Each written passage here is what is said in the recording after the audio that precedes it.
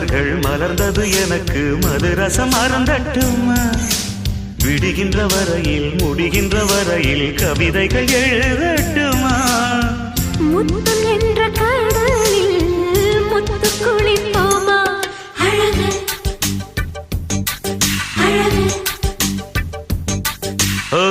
நீ நடந்தால் நடையழகு அழகு நெருங்கி வரும் இடையழகு அழகு வேலெறியும் விழியழகு